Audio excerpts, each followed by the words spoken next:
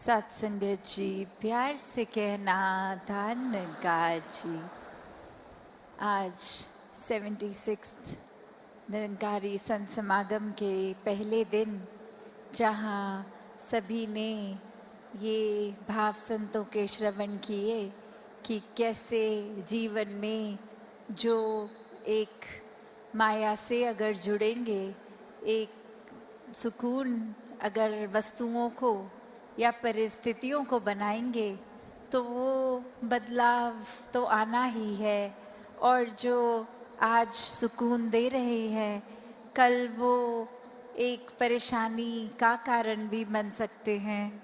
तो कैसे एक सुकून को हर समय चाहिए, तो क्या करना चाहिए। और आज भी संतों ने यही समझाया कि इस परमात्मा, इस निराकार, इस अविनाशी के साथ जुड़ना है, क्योंकि ये हमेशा से कायम दायम है और रहेगा। इसके साथ कोई बदलाव होगा नहीं। ये बिल्कुल हूबहू जैसा है वैसा ही है, वैसा ही था वैसा ही रहेगा। तो ये परमात्मा के साथ अगर हम अपना एक पहचान करके पहले फिर इसके साथ प्यार के बंधन में रहेंगे, एक इसको हर समय महसूस करते हुए, एहसास करते हुए रहेंगे, तो फिर ये जीवन वाकई ही कोई भी परिस्थिति का मोहताज नहीं है। फिर तो हर समय ये आनंद, ये सुकून ही जीवन में है, ये शांति, ये कामनेस, ये ब्लिस, हर समय एक यही एहसास। फिर चाहे तन स्वस्थ हो या अस्वस्थ, एक ये सुकून मन का वैसा ही कायम दायम रहेगा। तो ऐसा जीवन संतों ने समझाया है कि ऐसा जीवन जीना एक पॉसिबल है। हर एक के लिए ऐसा जीवन जीना एक मुनासिब है। तो कैसे इसको जिए, तो बात वही कि परमात्मा से जुड़ के हर समय के सुकून में रहें। और अब अगर आगे सोचें कि ये ब्रह्म ज्ञान भी जीवन में आ गया, एक निराकार के एहसास में भी रहने लगे, सेवा सुमिरन सत्संग भी करने लगे, पर एक मन का बदलाव अगर नहीं है तो फिर ये ज्ञान भी मन में नहीं टिकता। और मन से जुड़ी हुई जो पहली चीज़ आती है वो अहंकार तजना, वो एक समर्पित भाव, मन को एक अपने होने के इस एहसास से हटना होगा और इस परमात्मा के लिए हमेशा अर्पित रहना है, एक सेवा में अर्पित रहना है। तो ये सुकून यहाँ समर्पित होने के बाद जो मिलता है, तो कैसे समर्पण के साथ सुकून।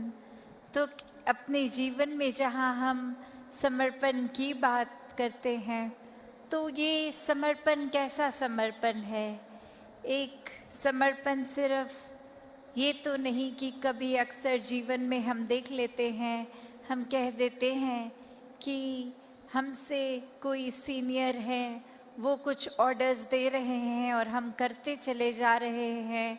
अक्सर किसी ना किसी प्रोफेशन में देखा है, ऑफिसेज में या किसी भी सर्विस में, तो एक सीनियर का ऑर्डर मान लेना या फिर कोई अथॉरिटेटिव पर्सन, कोई टीचर, कोई और इस तरह से जो हम पे कोई बात करते हैं और वो मान लेना, वो अक्सर ये रूप उसका समर्पण का नहीं बन पाता, क्योंकि ये रूप तो वो डर से है कि वो जो कह रहे हैं वो करना ही होगा, वरना नौकरी से निकाल दिए जाएंगे, वरना फिर कोई और इस बात की रेपकशन हो सकती है।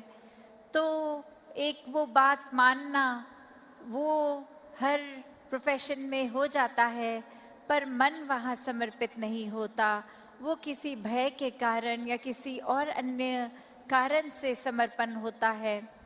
तो यहाँ समर्पण होना मतलब एक दिल में प्रेम को रखते हुए प्रेम से समर्पित होना, ये प्यार से अपने आप को खोकर सिर्फ इस परमात्मा का होकर, ये समर्पित भाव मन का अगर इस तरह का समर्पण है तो वो मुबारक समर्पण है।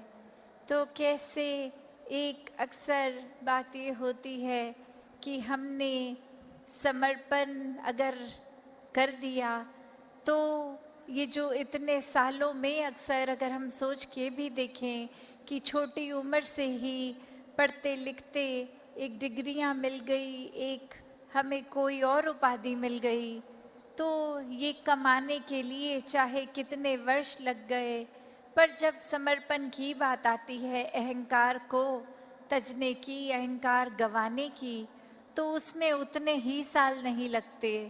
ये तो एक पल में ही समर्पण हो जाता है।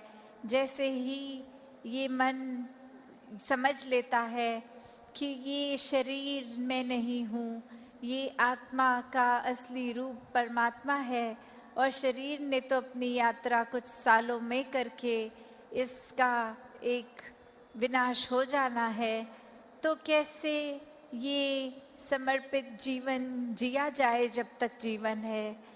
तो बात वही एक कहानी के साथ अपनी रखना चाहेगी कि एक बार एक गुरु के पास शिष्य आता है जो काफ़ी सालों के बाद, और आते ही अपने गुरु के आगे 1000 सोने की गिनियाँ दे देता है और ये कहता है कि इतने वर्ष मैंने कामकाज किया और बात मन में यही आती रही कि आपके सामने आशीर्वाद लेंगे जब 1000